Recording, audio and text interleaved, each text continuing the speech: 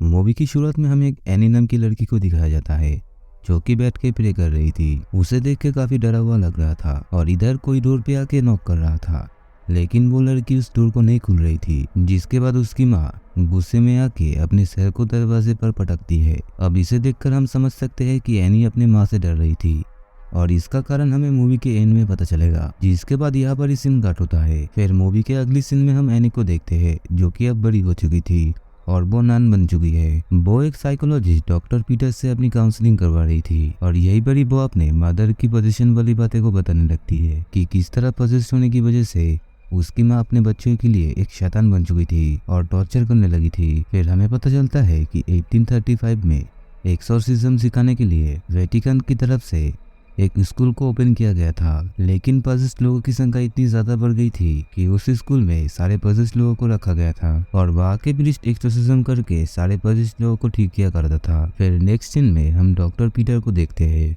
जो कि सबको एक्सोर्सिज्म और रिचुअल के बारे में बता रही थी। वो ये भी बताता है कि यहाँ पर जो पॉसेस्ड लोगों को ट्रीटमेंट के लिए रखा जाता है उनका पहले फिजिकल और मेंटल एग्जामिनेशन होता है, जिसमें अगर वो ठीक पाए गए तो फिर उन्हें सीधे एक्सोर्सिज्म के लिए भेजा जाता है। और यहाँ पर बहुत सारे पेशेंट का ध्यान एनी रख रही थी और इनमें से एक पेशेंट कुछ समय पहले ही यहाँ पर आई थी जो कि एक छोटी सी बच्ची थी और उसका नाम नेटली था। नेटली एनी से बात करके बहुत ही खुश होती थी और एनी भी उसको अपना फेवरेट पर्सन मानती थी। फिर यहाँ पर हम एनी को अपने रूम में देखते हैं जहाँ पर उसे किसी इविल स्पिरिट की रोने की आवाज सुनाई देती है, तो इसलिए वो चेक करने के लिए बाहर आती है, लेकिन उसे कोई नहीं मिलता है। फिर अगले सीन में एनी पेशेंट रूम में घूम रही थी जहाँ पर उसे किसी बच्चे की रोने की आवाज सुनाई देती है, लेकिन उसे समझ में नहीं आ रहा था कि ये आवाज कहाँ से आ रही है। और तभी अचानक से उसके सामने नेटली आ जाती है। उसे देखकर एनी बहुत ही खुश होती है। फिर थोड़ी देर उसके साथ बात करने के बाद वो उसे उसके रूम में ले जाके बंद कर देती है क्योंकि नेटली एक डेविल से पॉसेस्ड थी।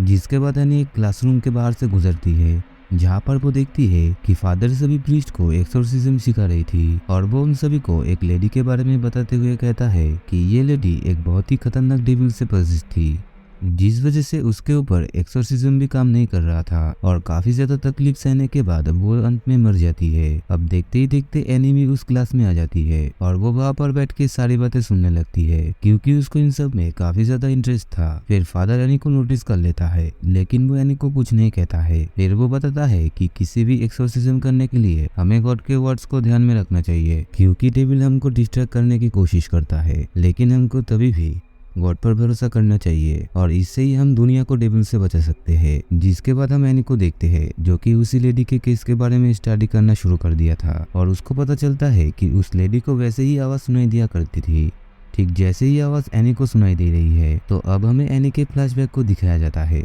जिसमें वो डॉक्टर पीटर को बताती है उसको मदर को भी अंदर से डेविल की आवाज सुनाई देती थी जो कि उनसे बोला करती थी कि वो उन्हें नहीं चाहती है बल्कि वो एनी को लेना चाहती है क्योंकि उसके आत्मा को भगवान के द्वारा चुना गया है डेविल को खत्म करने के लिए। फिर अगले सीन में हम हेड नन को देखते हैं जो कि एनी से कह रही थी कि वो उस फादर के क्लासरूम में ना जाए और वो एक्सोर्सिज्म से दूर रहे और एनी भी उसकी बातों को मान जाती है। फिर अगले सीन में एनी एक पेशेंट का ख्याल रख रही थी और अचानक से वो पेशेंट उसके मदर वाला गान गाने लगती है जिसे सुनते ही एनी परेशान हो जाती है और फिर वो पेशेंट एनी के ऊपर हमला कर देता है और थोड़ी देर बाद वो पेशेंट खुद ही बेहोश हो जाता है। और इसे देखकर हम समझ सकते हैं कि एनी के पास कुछ स्पेशल पावर है जो कि उसको उस एविल स्पिरिट से प्रोटेक्ट कर रही थी। फिर फादर सभी प्रीस्ट को रियल एक्सोर्सिज्म दिखाने के लिए लास्ट फ्लोर पर ले जाते हैं जहाँ पर कि एक सिक्योर रूम था और वहाँ पर सबसे खतरनाक पॉसेस्ड लोगों को रखा जाता था।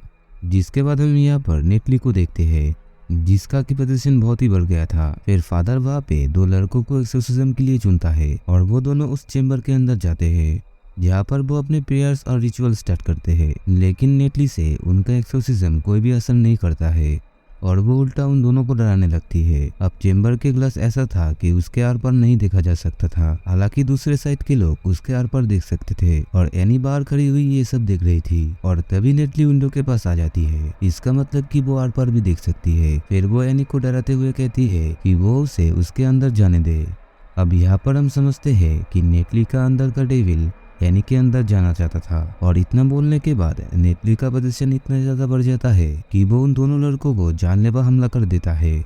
जिसके बाद एनी अंदर जाके सारे सिचुएशन को संभाल लेती है और वो उन दोनों की जान बचा लेती है। फिर यहाँ पर हमें पता चलता है कि एनी अपने पावर के थ्रू सारे पॉजेस्ड लोगों की हेल्प कर सकता है और उन्हें एक खतरनाक डेविल से भी बचा सकती है। फिर उसी रात में ही एनी को एक नाइटमेयर आता है जिसमें उसकी मदर उसको हॉन्ट करती है। अब इस नाइटमेयर से वो काफी ज्यादा परेशान हो जाती है, जिसके बाद सुबह होते ही एनी नेटली के पास जाती है और उसे पूछती है कि उसे कैसा महसूस हो रहा है। वो कहती है कि उसने एक नाइटमेयर देखा था जहाँ पर वो अकेला थी और वहाँ पर कई सारे लोग थे जो कि चिल्ला रहे थे और इसके साथ ही उसको एक अजीब सी आवाज सुनाई दे रही थी। फिर वो ये भी कहता है कि उसके नाइटमेयर में एनी भी थी और इसे सुनकर एनी थोड़ा घबरा जाती है। फिर कुछ टाइम बाद एनी बाहर बैठ के नोट बना रही थी कि ऐसे पोजीशन में लोग क्या क्या फेस करते हैं और उनके साथ में क्या क्या होता है। वो फादर की बातों को और क्लास में हुई केसेस की फाइल को मिला के देखती है, जिससे कि उसे पता चलता है कि जो लोग ज्यादा सीरियस हो जाते हैं उन्हें फिर टिकन भेज दिया जाता है और अगर वो वहाँ पर भी नहीं ठीक होते हैं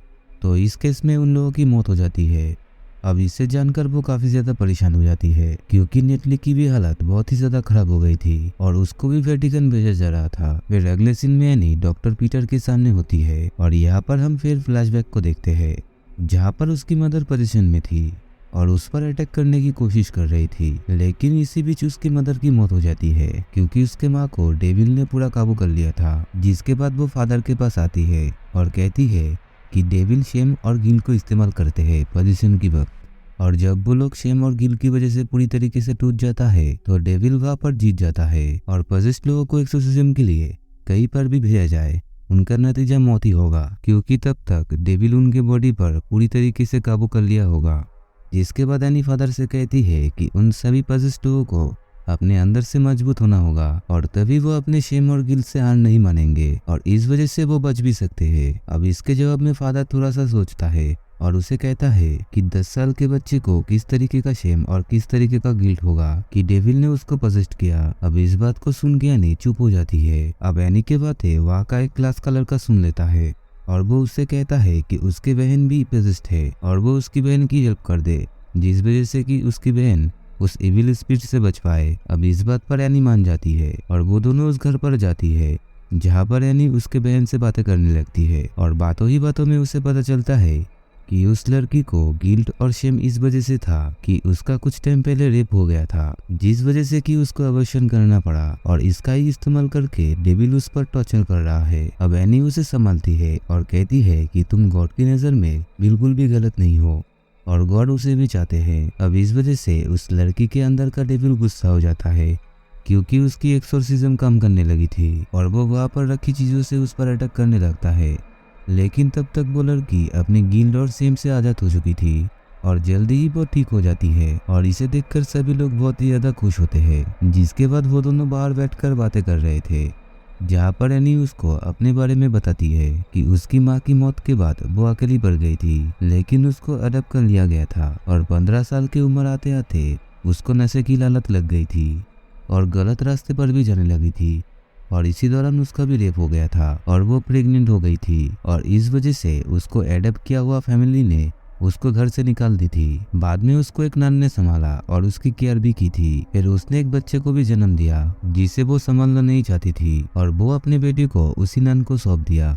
जिसके बाद ही वो डिसाइड किया कि वो भी एक नन बन जाएगी और वो गॉड, ह्यूमन और ह्यूमैनिटी की सेवा करेगी। एनी आगे ये भी कहती है कि उसको गॉड माफ करेगी या नहीं ये पता नहीं। इसके जवाब में वो लड़का उससे कहता है कि गॉड ने तुम्हें माफ कर दिया है। फिर अगले सीन में हम हेड नन को देखते हैं जो कि एनी को लेकर मोन्स इग्नोर के पास जाती है जहाँ पर वो लड़का भी था और यहाँ पर हमें पता चलता है कि उस लड़के की बहन की मौत हो चुकी है क्योंकि उस वक्त उन लोगों ने एक्सोर्सिज्म पूरा नहीं किया था। अब ये सुनकर एनी काफी ज्यादा शॉक्ड हो जाती है और वो उसकी बहन की मौत की जिम्मेदार खुद को मानने लगती है। फिर कुछ टाइम बाद हम एनी को एक रूम पर देखते हैं जहाँ पर डॉक्टर पीटर उससे मिलने के लिए आई थी। वो उसको चीयर अप करती है क्योंकि कभी कभी वो भी लोगों को बचाने की कोशिश करता है लेकिन वो बच नहीं पाते हैं। फिर डॉक्टर बताती है कि नेटली ने अपने सारे ऑब्जर्वेशन पूरे किए हैं और वो अगले दिन अपने मॉम के साथ घर चली जाएगी। अब ये सुन के एनी बहुत ही खुश होने लगी थी। अब इधर सीन कट होता है और अगले सीन में वो लड़का एनी से मिलने के लिए आता है। वो बताता है कि नेटली को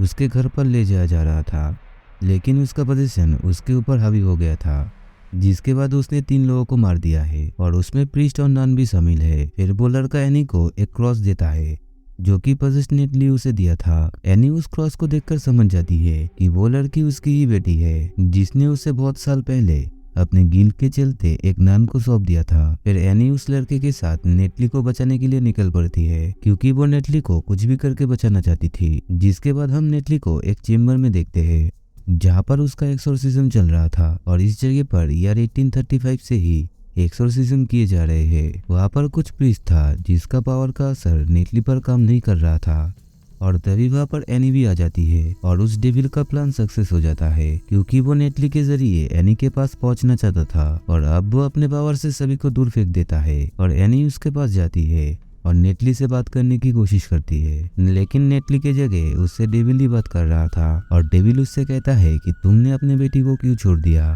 और ये बात वो सबको बता देगा। अब यहाँ पर हमें पता चलता है कि एनी के मदर एनी को बचाने के लिए अपना सैक्रिफाइस किया था ताकि वो डेविल एनी तक नहीं पहुंच पाए और इस वजह से उसने अपनी बेटी को भी छोड़ दिया था ताकि उसकी बेटी को कुछ ना हो क्योंकि डेविल उसके फैमिली को हंट करके उसके पास में पहुंचना चाहता था। लेकिन फिर भी डेविल उसके पीछे पड़ ही गया। फिर एनी अब डेविल को अपने अंदर आने के लिए इन्वाइट करती है क्योंकि वो अपने माँ की तरह अपनी बेटी को बचाने के लिए खुद को सेक्रीफाइस करना चाहती थी। जिसके बाद डेविल उसके अंदर जाता है और उसको पूरी तरीके से पोजेस कर लेता है और इसे देखते हुए वो लड़का नेटली को उठा के वहां से भाग जाता है। लेकिन वहां के सभी दरवाजे खुद ब खुद ही लॉक हो जाता है। फिर कैसे भी करके वो नेटली को एक छोटी सी जगह से निकाल देता है। जिसके बाद वो नेटली को एक जगह पर छुपने के लिए कहता है और इधर एनी यानी कि डेविल नेटली को मारने के लिए आगे बढ़ रहा था और वो लड़का उसे रोकने की कोशिश करता है लेकिन वो पहले ही बाहर आ जाता है। फिर एनी नेटली को गला दबा के पानी में मारने की कोशिश करता है और तभी एनी को एक आवाज सुनाई देती है जो कि उसकी मॉम की ही होती है और ये आवाज स्टार्टिंग से ही एनी के साथ में थी और इस आवाज को सुन के एनी को थोड़ी हिम्मत मिलती है जिससे कि वो खुद पर कंट्रोल करके डेविल से लड़ने लगती है और तभी डेविल उस पर और भी ज्यादा हावी हो जाता है। जिसके बाद अचानक से एनी उस क्रॉस को अपने सर पर लगा लेती है जो कि नेटली ने उसे दिया था। अब जैसे ही वो क्रॉस उसके सर पर लगती है वो उस हॉली वाटर के पूल में जंप कर देता है जिससे कि वो अपने सभी पापों से मुक्त हो जाता है और वो डेविल उसके बॉडी से निकल जाता है। फिर अगले सीन में हम एनी को एक हॉस्पिटल में देखते हैं जहाँ पर नेटली उसके पास आती है लेकिन एनी ने उसको सच नहीं बताया था कि वो उसकी माँ है ताकि वो हमेशा खुश रह सके। अब नेटली उसके पास आके उसको थैंक्स बोलती है और वहां से चली जाती है। जिसके बाद हम एनी को मॉन्स इग्नोर के पास देखते हैं जो कि एनी के काम से बहुत ही खुश थे और उसे बताता है कि उसे वेटिकन भेजा जा रहा है जहाँ पर वो एक्सोर्सिज्म अच्छे से सीखेगी। अब इससे वहां पर सभी लोग खुश हो जाते हैं। जिसके बाद ही एनी अब वेटिकन के लिए रवाना होती है और तभी वो फादर उससे बात करने के लिए आती है जो कि उससे बहुत ही खुश थे और वो उसे ये भी कहता है कि अब तुम्हें बहुत ही ज्यादा सतर्क रहना चाहिए क्योंकि अगर तुम डेविल को पूरी तरीके से जान चुके हो तो डेविल भी तुम्हें अच्छी तरीके से जान गया है और वो तुम्हारा पीछा कभी नहीं छोड़ेगा। जिसके बाद एनी एयरपोर्ट के लिए निकल पड़ती है और रास्ते में ट्रैफिक होने की वजह से उसकी कैब रुकती है और उसे भीड़ों में एक पजेस्ड लेडी दिखाई देती है जो कि उसी की ही तरफ आ रही थी। यहाँ तक कि वो ड्राइवर भी पजेस्ड था। असल में डेविल ने ही उन्हें भेजा था लेकिन एनी भी अपने क्रॉस के साथ रेडी थी और इसके साथ ही ये मूवी एंड हो जाता है। दोस्तों अगर ये वीडियो आपको अच्छी लगे तो इस वीडियो को एक लाइक कर देना और चैनल को सब्सक्राइब कर लेना।